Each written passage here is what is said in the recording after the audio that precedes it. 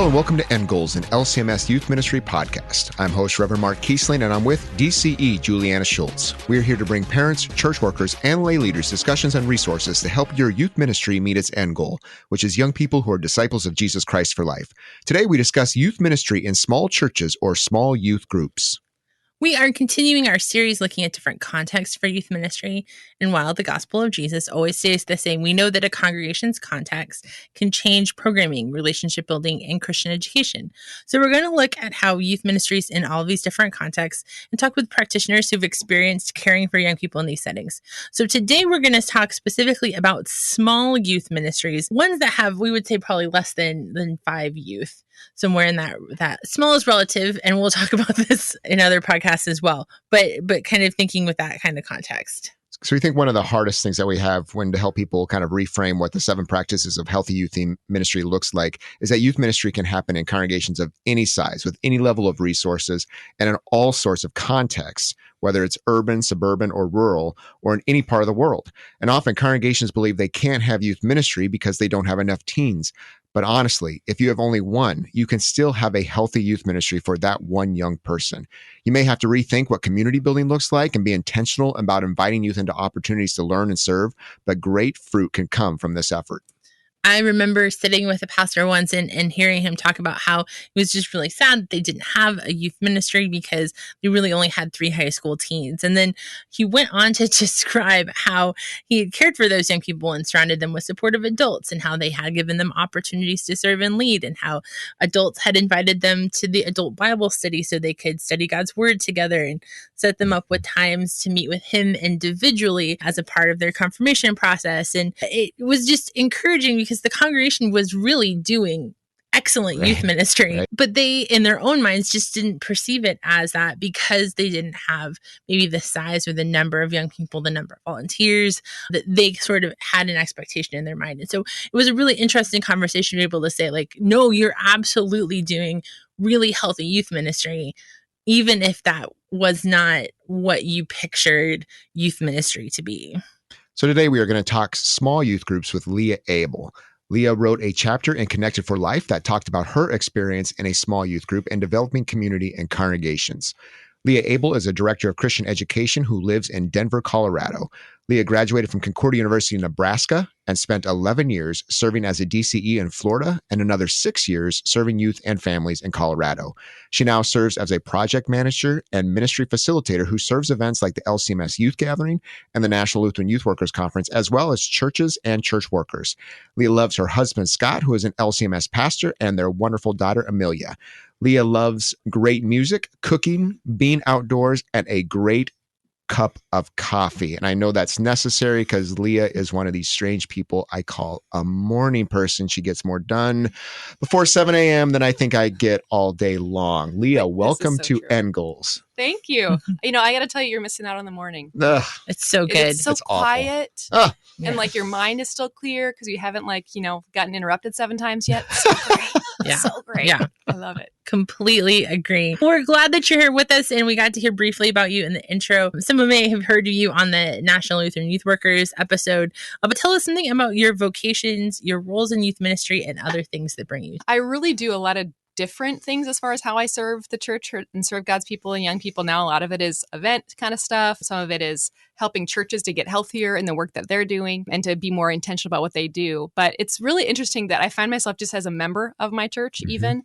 I can't get away from the teenagers. I mean, there's just something about that moment in life that they're in. And I don't actually specifically volunteer with them right now, but there's something about that moment in life and how that shapes you that it just draws me in. Like, I just found myself wanting to sit and talk with those kids and understanding where they're at and encourage them along the way. So that's something that I love. Great. Well, one of the things we love to hear from youth ministry leaders is about their junior and senior high year experience. Can you maybe share a little bit, and I know you do this in your chapter, certainly, but things about maybe some great times in your life in the church. Can you share for how maybe Jesus used a key moment or moments or people to keep you or bring you close to him or the church? Yeah. So I grew up in small town Iowa, like on a farm, pigs, corn, the whole deal. And grew up at a tiny little church, and it looks exactly like you think a tiny little church in Iowa does, with it's white on the outside. It's like very one story, little steeple, like all of it.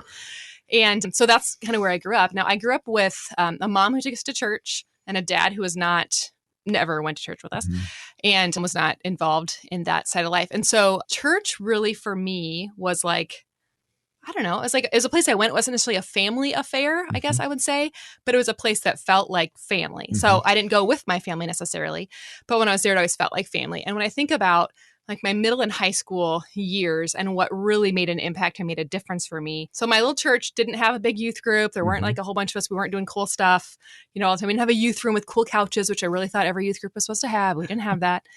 But what we did have is they had this little fund that they kept to send kids to camp. And so they would they would pay like a chunk of money for you to go to Camp Idasika. Nice, yeah. In the Iowa District East Camp, I believe is what Idasika stands for. And so they sent me, like, my parents didn't have a lot of money to, do extra things, but they sent it to like this 2 or 3 day camp. And I was like, this is the coolest thing that has ever happened in the history of the world. Like, I loved it. Like, there's like these super cool college kids and we're singing songs, we're playing games, we're outside. It's about Jesus. And like, something just made total sense for me. And so for me, that became a highlight of every year, like starting probably, I don't know, somewhere in upper elementary, I'd go for like the short weekend. And I can remember in middle school. So I was at a church that we tended to get a lot of either like young pastors coming right out of the seminary, like, here's your first call. And they would stay a few years and then they would leave. Or we had pastors who were like retired. And this was like, okay, I'll do this for like second retirement for a few years. And so I saw a lot of pastors in 18 years, more than probably most, and was in the midst of my middle school year. So confirmation, we had sort of a dual parish. We were sharing a pastor with another guy. There's like 2 or 3 different guys that I can remember, pastors that I remember having during that time. And in the midst of that time, went to Camp Idasika for a summer and had this camp counselor. Her name was Michelle. And Michelle just took time to answer my questions. And I just had all these questions about, what about my dad? He doesn't go to church. What about my brother? I mean, like, I had all these questions, and she just like took time and invested. And what's so cool to me is that my home church made that happen. And then when I went home, even though like the pastoral staff was changing like year in, year out, like I knew like all those people like knew and loved me. They taught me in VBS when I was a little kid, and they asked me how camp was, and they were excited for me and celebrated with me. And so as I came through like my confirmation moment, like I remember that as being a really significant day. And I know that not every kid does. I did 17 years of youth ministry, and some kids are like, snore on the actual confirmation day. But it really made sense to me. And I knew that this group of people cared about me, and they knew me. Like, they knew my parents, they knew my family. It's also a small town. I get that's part of it. But man, it was just, Jesus just made sense. Like, and I know that he had known me and had chosen me in my baptism, from my infant days, but it just clicked for me. And while at school, it was like not a cool thing to be into Jesus, I felt like my church supported me in that. And so as I moved into high school, and I still continued to do the camp thing as well in the summers, but it became like just a really launching moment, I guess, for me. That's fantastic. And you already said you kind of love high schoolers and the things that are happening in that moment. But what do you love specifically about working with young people in your congregation and your community? Oh, man, I think it's that they're so in that moment of trying to figure out who they are. Like, that's their job, right? Identity formation is what you do as a middle schooler, or middle and high school, or especially high school, maybe. And I think most adults, or many adults, either find themselves in like the parent zone, or they are like afraid that the kids just think they're annoying. And so we tend to like stay away from them. And the reality is, like, if you pay attention, like I always will say, a middle schooler, if you will pay attention to a middle schooler and genuinely like them and can convince them that you actually like them, because middle schoolers can be annoying, let's be honest, they will do anything for you. Like, they will lay down in front of a bus for you if you just convince them that you like them, because they just want to know that somebody likes them and thinks they're okay. And so when it comes to like serving with the kids, the students at our church, I just want to know how they are. Like, just tell me who you really are, and take the time to listen is so huge, because they aren't really sure. And on top of that, I think most of the time we aren't great about telling kids what we see in them. And I have a real passion for trying to pay attention to what a kid is good at, or what a kid talks about a lot, or whatever. And then to say, man, it sounds like you're a really good friend and people really trust you. Or, man, I'm really like amazed at how you're able to like put this whole like event together. Not just like, you're good at sports, you're good at art, you're good at, your shirt is pretty, but like noticing what makes them them, and just reflecting that to them, like, I just find that to be so powerful in kids. And then it seems to me like when you reflect that, then they want to come show you or tell you more, or like, oh, this thing happened with my friend at lunch or whatever. And so I love like just those passing conversations, I think, are so huge. In your chapter in Connected for Life, and you talked about a little bit in your introduction too, you discussed about growing up in a small congregation, how that was a blessing to you. I wanted you to talk a little bit more about how was that small youth ministry impactful and benefit you as a young person? You know, I think it's because there wasn't like, here's the youth group. Because we didn't have this, like, so I always talk about the one-eared Mickey Mouse kind of thing that we do to youth group. Like the big church is like the head, right? And then you got the ears, and we sort of like make the youth group an ear that's over here off on the side. And because there wasn't a youth group, that meant that my church treated me like a part of the church. They knew me. So, I mean, I could, you know, Mart Hillers, who I knew since I was born, who'd like always walk up to me. He's this great big burly guy, and he'd always come up to me, "How are you, young lady?" You know, and his hands shaking and his coffee spilling all over him while he's talking to me. Or Greta Bond, if we used to call G, and she let me, like, she was like this old lady, and she let me call her G, which I thought was great. But like they knew me, and so we had so it was this little tiny church, basically not a town, but there was a truck stop, like a little gas station that was, you know, a block away because that's how big the town was. And so we would sometimes, like, instead of Sunday school, because like, you know, 3 kids showed up, maybe one, we would walk down to the truck stop, and like the teachers, or like the leader types, whoever's supposed to be doing high school youth, would just come with us, and we would just sit and talk. Or like my mom and a couple other people from church would come, and I would sit and listen to them and kind of hear them talk about, you know, church and what they're thinking about what the pastor said, or we're losing this pastor and what do we do next, and kind of being a part of that. But because they couldn't relegate us to the youth room, if you will, or like they're their own thing, we don't want to like bother them, they treated us like part of them. And it's interesting to me, having like gone from that, growing up that way, to I served a large congregation in Florida, and we were always trying to get small. Like we're this big group, right. And we spent all of our energy trying to get the kids like small and connected, and to get the rest of the congregation to treat them like a part of it, versus, oh, there's the youth group and they've got their thing and we don't want to be annoying to them. It's just so interesting. And then the small church is always like trying to be like, you know, we want to have all the things that the big church is doing, when the reality is like, I just want to know that you care about me. You know, like I just want to be, I want to be a part. I want to be your brother or sister in Christ. And, you know, not that I could have said that as a 12 or 13-year-old, right. You know, like, well, this is what I want. I didn't know what I wanted, but I knew that they knew me, and I knew that they cared about me, and that they, you know, there's 2 schools, of course, where I grew up. And so how was the football game on Friday night, or how did your speech meet go, or whatever? And they asked those questions because they knew enough to ask, because there wasn't all that distance of either you're off doing your own thing as a youth group, or we're so big that we don't know. And that's one of the reasons we wanted to do this series, in part, is because there is a lot of that, like, oh, I'm just looking at other churches and I wish I had, or I can't believe we can't do whatever, and not paying attention to the powerful ways you can care for young people in whatever context you're in.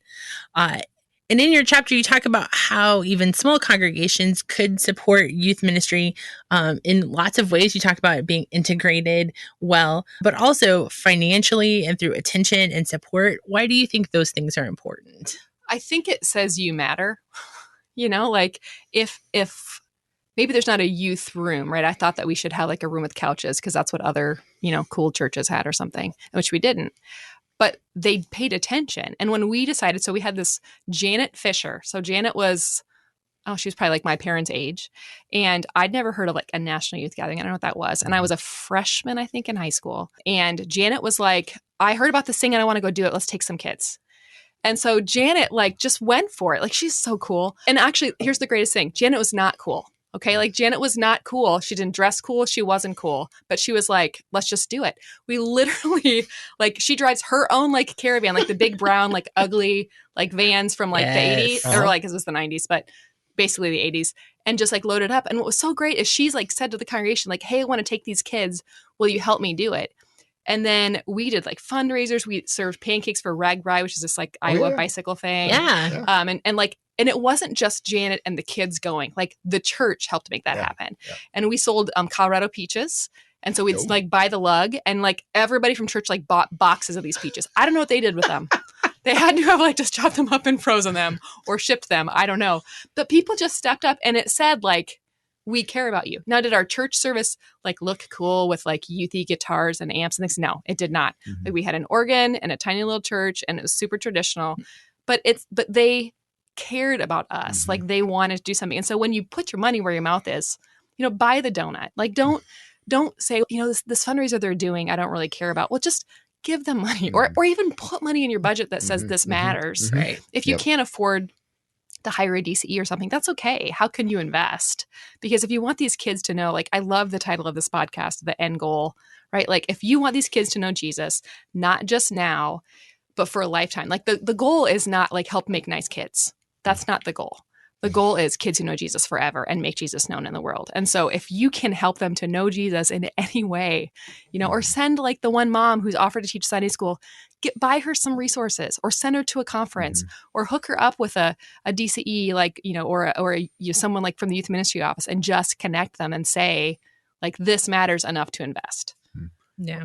I want you to say a little bit more about that, because it can be difficult for a youth leader who is serving where there may be only a few teens to feel connected with other youth workers or to know where those resources are. So what are ways that youth leaders can connect and support and be encouraged in their service?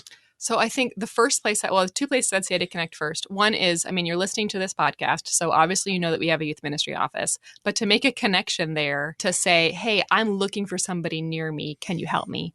Or connect with your district. Find out what churches are near you. Go to lcms.org, the little locator thing, and do like a 100-mile radius. And honestly, I can think of times when I was a DCE serving a congregation that, mom, youth worker, / Sunday school teacher from tiny little church X called and was like, can you just help me? Like, I just have some questions. Absolutely. I care about teenagers.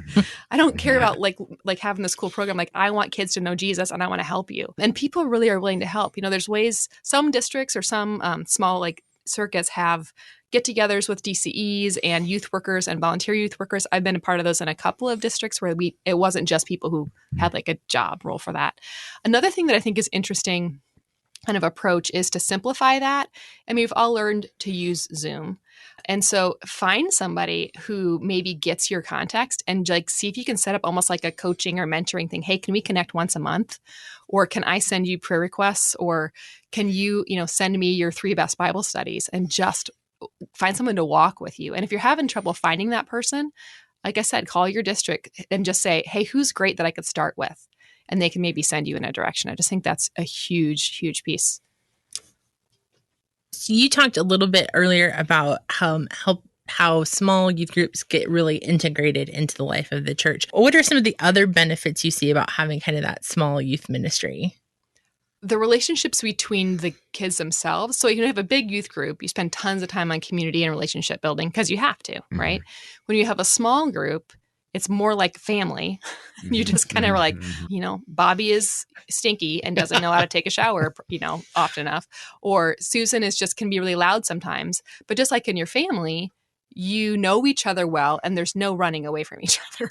But then you also learned, I'm accepted here no matter what. And I know, I don't want to downplay. I know that that's hard because in a big youth group, I can find people like me, maybe. Right. And so then what happens in those groups is they kind of break off into like their mini groups. In a small group, I can't maybe find people like me, but this is the body of Christ, people. Like, the point is not that we would find people more like us by going to church, but that we would be the body of Christ and that we would show the love of Christ. So I think that there's power in that. You do still have to do some community building and getting to know each other. But I think there's a simplicity in that, and that you're not trying to meet everybody, favorite this or favorite that. Like, what do you have in common? It's more like, we have Jesus in common, so we don't get so wrapped up in all the other things that we don't. I think another reality of youth ministry now is when I was a teenager, pretty much everybody listened to the same music, right? Because you turn on the radio and that's what you listened to. Everybody watched the same shows because even if you had cable, there was only like 5 good channels, and I did not have cable, friends. So, but now, there are 137 Spotify channels and YouTube and everything else. And so you don't have some of that like commonality across the board. And so I think kids are actually pretty okay with people being different than them and trying to find a way to connect, because trying to connect exactly with their thing. Or I think that feeling of we have to have the cool, like hip youth worker. Literally Greta was like, in my mind, part of why I'm sitting here today. She wasn't cool or young or hip. She had never heard of any of the music I listened to, I'm pretty sure, nor was she perfect. And that was what mattered more. Like, I want someone to care about me And I will put up with a lot of your nerdiness or your being out of touchness. And I think the other possibility, and this is a thing that I wish that adults could see, is that you have so much opportunity to learn about who teenagers are by asking teenagers about themselves. Don't go Google it.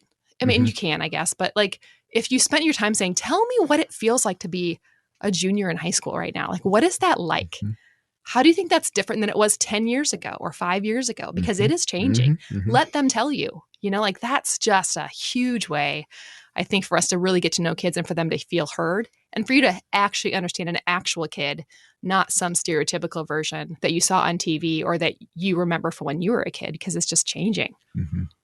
And getting to know young people in that way, there's often ways you get to learn more about their gifts, the things that get them excited, the ways they want to be used vocationally and connect with people. So in that, you can often find ways for them to maybe lead or serve.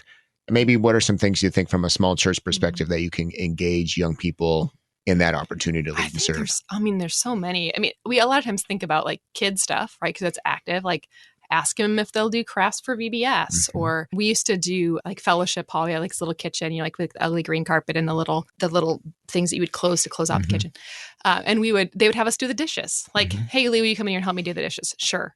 And just like those little pieces. But I remember I think it was after my freshman year in college. So I ended up at Concordia Seward, which is a whole other, I don't know how that even happened, but it did. And we wouldn't be sitting here now if it hadn't. But when I came back that freshman year, I was like, do you think that I could teach a Bible study? And they let me teach like the whole summer Bible study. We did an intergenerational Bible study. Cool. So it was like adults and kids. There were pretty much no kids. I was pretty much the kid there, to be honest. But they like totally let me do it and like just joined in. It was amazing. I think sometimes we think, well, should I have to give them a job? Like you do the whole, like, let's get the youth group to rake the leaves or, set up for Christmas or whatever. And that's great. But if instead you can think, how can I get the students, the kids connected to adults who know Jesus? Because a life of knowing Jesus and following him more, it looks more like an apprenticeship than anything else. Yeah. And if I can find other people who've been walking with Jesus longer than me, who can help me when it gets hard, like that's huge. So if you can connect them with people like that, even if they don't seem like the kind of people who are going to like want to hang out, like let them do that together. And it could be, have them come help plan the Christmas program. Or, I know there are churches that are like, have students who sit on boards, which I think is okay. I will personally say I'd rather see you put them alongside someone doing, because I think that's probably more effective relationship time than sitting in and watching if a trustees meeting gets ugly. I don't know if that's always the best way to, not that they always do, but yeah, just give them the opportunity to serve and put them alongside somebody, I think is such a cool way to let them grow in their relationship with Jesus, but also like to understand what does a Christian life look like 20 years from now? Because that's the goal, that you're still a Christian 20 years from now and not just for right now while you're living at home with mom and dad.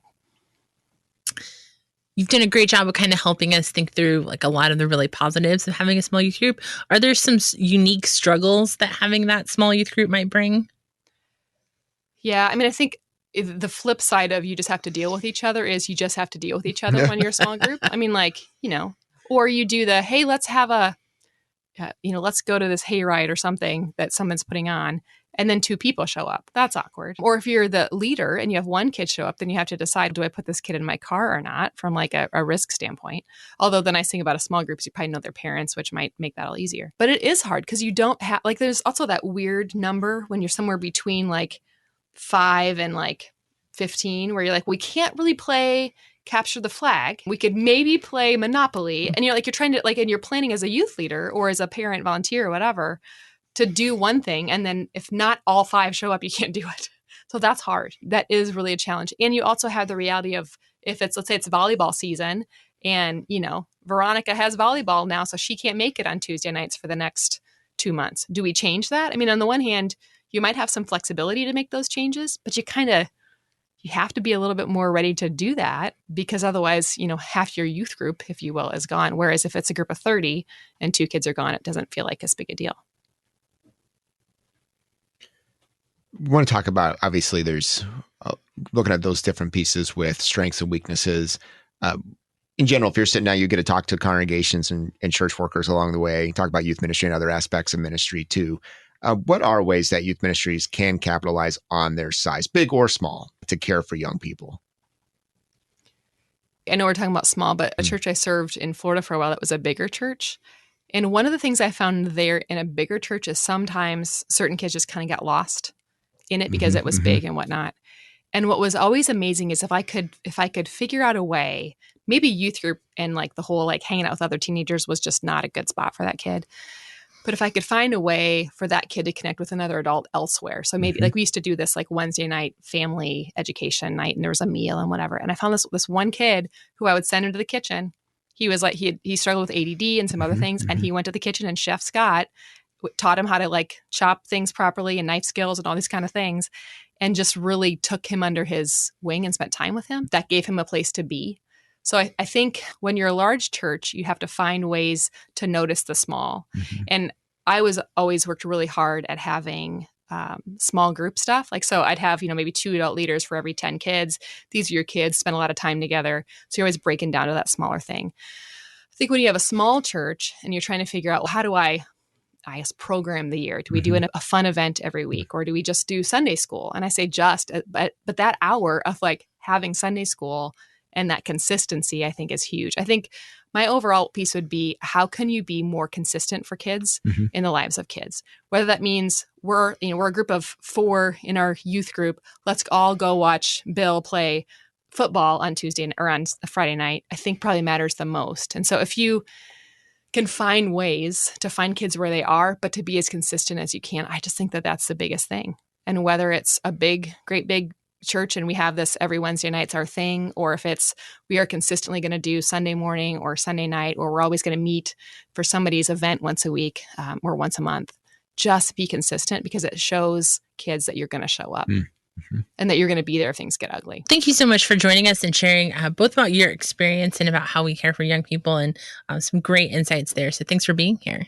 You're welcome. Thanks for having me. I really feel like small youth groups seems like a little hard to pin down in terms of what does that actually mean, but important for us to talk about because there are just a lot of youth groups that are smaller, right? They're regularly seeing 5 or less young people, and I think there is sort of that can be really disheartening, right? For lay leaders and for professionals even who really want to care for young people, who are passionate about that age group, who know how critical and important it is to all of their development, but including their faith development, and who just aren't sure that really even qualifies as youth ministry to be able to come back and say, absolutely it does. And it can be done really well. And you can have healthy youth ministry even if, some Sundays you're only having 2 kids show up or 3 kids show up, and it can be done in a way that really can resonate in their lives throughout the rest of their lives. Yep. And have healthy youth ministry too. When, Leah's church, for example, a lot of small churches can have a lot of transition with pastoral leadership and other things in different contexts. And so where the body of Christ comes together, keeps that consistency, keeps investing in young people, keeps them connected to the church, are those, as we say, warm people who keep inviting them and caring for them in a lot of different ways. And so where, again, brothers and sisters in Christ can come together for the good of young people and do healthy youth ministry and children's ministry and ministry to one another as the body of Christ. I mean, what an example that sets for young people, which is a beautiful thing.